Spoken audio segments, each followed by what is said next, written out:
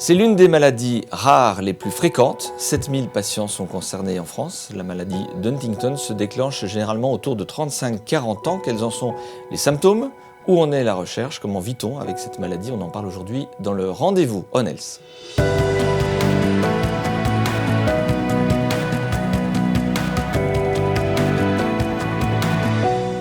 5 cas pour 100 000 habitants. La maladie d'Huntington est une maladie neuroévolutive rare. Quelles en sont ses causes? Comment se manifeste-t-elle?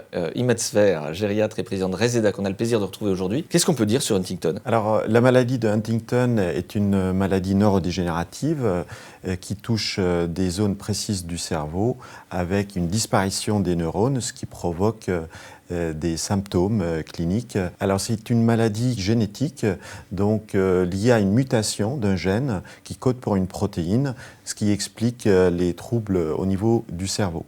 Comment elle se manifeste, cette maladie? Alors, les manifestations les plus visibles, ce sont les troubles moteurs à type de chorée. Ce sont des mouvements brusques, involontaires et imprévisibles, mais également une augmentation du tonus musculaire et des tremblements. Par contre, il y a d'autres troubles qui sont moins visibles, qui sont les troubles psychiatriques, surtout la dépression, une dépression qui démarre encore plus tôt que les troubles moteurs, et une irritation, des changements de comportement, de personnalité. Alors je me tourne vers le docteur Quentin Thomas, vous êtes neurologue au CHU Dijon-Bourgogne. Cette maladie, est-ce qu'on peut la prévenir ou l'éviter? On peut l'éviter tout à fait. Comme on disait, c'est une maladie qui est génétique. Donc, puisque quand on sait qu'on a un parent qui est atteint, le risque pour les enfants est de 50% pour chaque enfant, eh bien les personnes peuvent faire cette démarche de test présymptomatique, connaître son statut avant d'avoir des signes, et donc eh bien, faire des démarches ensuite, qui sont globalement des démarches de procréation médicalement assistée, pour ne pas transmettre cette mutation à de futures générations. Donc on peut savoir et éviter de transmettre. Exactement. Maintenant qu'on en sait un tout petit peu plus sur cette maladie, je vous propose de nous intéresser, de savoir où en est la recherche. C'est l'objet de la deuxième séquence de ce rendez-vous. Et on reste avec vous, docteur Thomas. Est-ce qu'il existe aujourd'hui des traitements pour lutter contre cette maladie? Aujourd'hui, on n'a pas un traitement qu'on peut proposer aux patients qui va significativement freiner ou guérir la maladie. Ce qui ne veut pas dire qu'on ne peut rien faire. Il y a des traitements pour les symptômes, et la recherche est très active pour traiter la maladie à la source, c'est-à-dire à l'échelle génétique, avec différentes approches de thérapie génique qui ont pour but de bloquer la production de cette protéine mutante qui génère toute la cascade dont on a discuté au niveau cérébral. Docteur Thomas, le CHU Dijon-Bourgogne travaille sur toutes les étapes de la maladie, le traitement bien sûr, mais aussi sur le suivi et l'évaluation. Traiter, c'est bien évidemment très important, mais il faut aussi détecter la maladie le plus tôt possible et savoir quel patient traiter. Et donc pour ça, au CHU, on travaille sur des protocoles qu'on appelle d'eye tracking, c'est-à-dire d'études des mouvements au niveau oculaire, parce qu'on se rend compte que ces malades, avant d'avoir des signes moteurs, ils ont déjà des symptômes, on en a parlé au niveau cognitif, psychiatrique, mais ils ont aussi des petites anomalies au niveau des mouvements oculaires, eh bien, qui nous permet de savoir que la maladie est déjà là, et donc d'identifier des patients qui pourraient être éligibles à des thérapies géniques, par exemple. Oui, parce que vous dites que souvent le traitement arrive trop tard. On n'arrive pas aujourd'hui à évaluer la maladie avant que les premiers signes ne se déclenchent. Le problème, c'est qu'on dit que la maladie est là quand il y a des signes moteurs. C'est la définition même. Et le problème, c'est que quand on en arrive là, c'est que la maladie, elle existe déjà depuis plusieurs dizaines d'années parfois. Et donc effectivement, d'un point de vue de thérapie génique, sûrement que c'est déjà trop tard. Imad Sfer, consécutivement, les patients que vous rencontrez ont déjà eu ce diagnostic? Ou pas, ça dépend, mais en général, ils se connaissent parce que c'est des familles qui ont ce problème-là. Alors effectivement, ils peuvent nous consulter une fois les symptômes moteurs qui ont démarré, et on les met en contact avec des professionnels pour les prendre en charge, notamment à domicile, pour les maintenir au maximum chez eux. Eh bien justement, on va voir comment on peut vivre avec, mais pas seulement, vous allez voir qu'il y a aussi des possibilités de vivre mieux et plus longtemps, c'est l'objet de notre troisième séquence.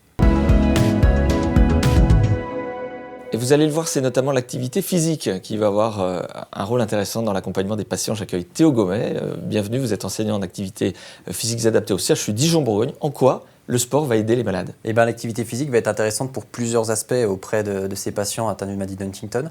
Donc, comme on l'a évoqué précédemment, on va avoir des atteintes effectivement au niveau moteur. Donc voilà, on peut avoir des rigidités musculaires, on peut avoir des troubles de l'équilibre qui peuvent engendrer des risques de chute.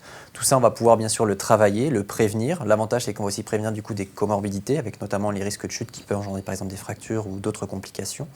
Et ça va avoir aussi un intérêt pour tout ce qui va être au niveau de la partie cognitive, avec plutôt justement là des décharges décharge au niveau des neurotransmetteurs, comme la sérotonine, la dopamine, les endorphines, qui vont nous permettre de prévenir, par exemple, des risques de troubles psychiatriques comme la dépression qu'on évoquait avant ou des troubles au niveau de l'anxiété.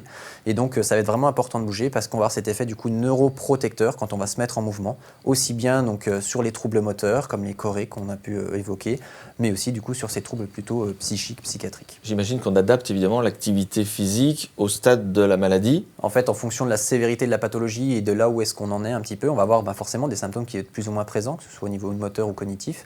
Et donc, par exemple, on va pouvoir travailler l'équilibre, bien sûr avec des exercices un peu rébarbatifs, tenir sur un pied, tenir sur un coussin proprioceptif, comme on peut le faire par exemple avec un kinésithérapeute également. Mais ça peut être aussi intéressant de le travailler de façon un peu plus ludique avec des pratiques autres, comme par exemple le tai chi, le yoga, de la gym douce. On va pouvoir travailler aussi bien sur l'aspect renforcement musculaire, sur l'aspect équilibre, sur le développement des capacités cardio-respiratoires, ne serait-ce qu'avec de la marche par exemple, parce qu'on va parler vraiment d'activité physique au sens très large. Et vous faites partie de ce tissu, j'allais dire, d'accompagnement du malade. Ils sont nombreux, hein, les accompagnants. Je me retourne vers vous, Céline Chauvin, vous êtes coordinatrice de parcours au sein de l'équipe handicap rare Nord-Est. En quoi c'est important pour un malade d'être accompagné ? C'est important pour lui permettre, comme tout le monde l'a dit sur le plateau jusque-là, de vivre au quotidien le mieux possible, le plus longtemps possible et dans les meilleures conditions. La première étape, ça va donc être d'aller rencontrer la personne à domicile avec ses aidants, ses proches, puisque souvent ces personnes sont aidées de leur conjoint, d'un parent, pour évaluer avec elle vraiment les besoins, s'il s'agit d'un suivi médical spécialisé auprès d'un neurologue qui connaît bien la maladie, de rééducation, d'activités de loisirs, d'activités physiques adaptées, comme on en a parlé également. Ça peut être des aides à domicile, de l'adaptation du logement, et tout cela ayant un coût, il ne faut pas oublier également tout ce qui peut être aide financière, notamment par le biais des MDPH, mais pas seulement. Et une fois qu'on a évalué l'ensemble de ces besoins, on va se tourner vers tous les partenaires du secteur qui peuvent exister. Ça peut être des services médico-sociaux comme les SAMSA, les SAVS, ça peut être les dispositifs d'appui à la coordination qui vont justement nous aider à aller trouver des libéraux pour intervenir. On va aller chercher dans le droit commun aussi des activités de loisirs, des activités artistiques, tout ce qui peut contribuer au bien-être de la personne à domicile. Et c'est vous qui pilotez, qui coordonnez tout cela. Imadsfer, pourquoi est-ce aussi important d'être entouré pour les malades d'Huntington ? Le maintien à domicile favorise la stabilité de la maladie et des symptômes. Et il y a un rôle très important de l'aidant qui va soutenir tout au long de la maladie le patient, d'où l'importance aussi de proposer à l'aidant un temps de répit pour qu'il puisse tenir tout au long du parcours de cette maladie et l'évolution de cette maladie. Docteur Thomas, je crois que pour vous, le regard aussi des accompagnants, des aidants, est important. Exactement, c'est ce que je me disais quand Dr Sfer parlait. L'aidant, il est fondamental au patient. On le voit, l'environnement a un impact énorme. Mais il est aussi fondamental côté médecin parce que par la nature même de cette maladie, les patients n'ont pas toujours une capacité à évaluer, eux, leurs propres difficultés. C'est vraiment un vrai symptôme neurologique, ça s'appelle la nosognosie.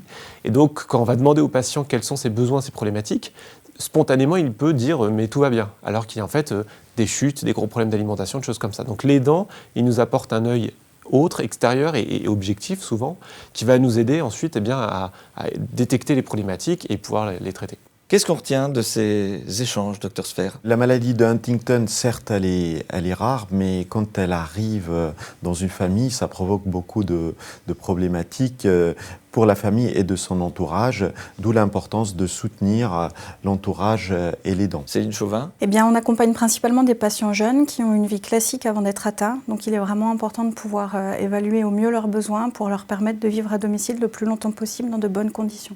Docteur Thomas ? On a souvent l'image maladie non évolutive, intraitable, rien à faire.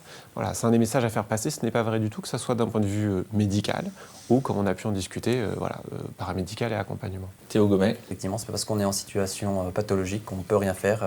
Il faut favoriser au maximum le mouvement parce qu'en favorisant le mouvement, on va pouvoir favoriser l'autonomie et surtout la qualité de vie. C'est ce qui est important chez ces patients-là pour lesquels on n'a pas de traitement curatif. Merci à tous les quatre de nous avoir fait découvrir cette maladie finalement peu connue. Merci à vous de nous avoir suivis. Merci pour votre fidélité. Vous êtes de plus en plus nombreux à suivre le rendez-vous ONELS. Merci à Pauline Rousselet qui a réalisé cette émission, Antonin Tabar qui m'a aidé à la préparer. Et à très vite, à très bientôt pour un nouveau rendez-vous ONELS.